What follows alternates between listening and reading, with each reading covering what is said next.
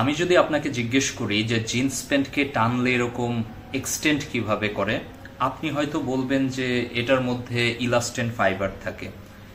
আমি এই যে লেবেলটা দেখলে সেই লেবেলেও সেম কথাই লেখা আছে, এটাতে 98% কটন এবং 2% ইলাস্টেন রয়েছে।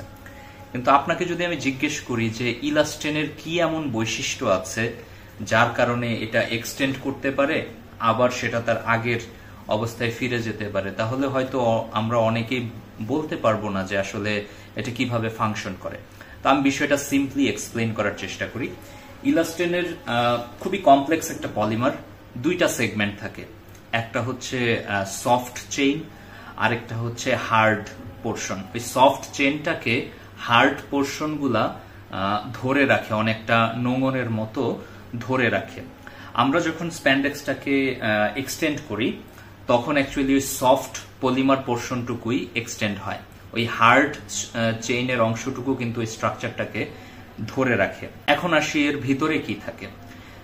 যেহেতু বলেছি এটা একটা কমপ্লেক্স পলিমার, হার্ড পোর্শনটাতে ইউরেথেন লিঙ্কেজ থাকে এবং ইউরিয়া লিঙ্কেজ থাকে, আর সফট পোর্শনটাতে পলিইথার বা পলিএস্টারের একটা লং মলিকিউলার চেইন থাকে।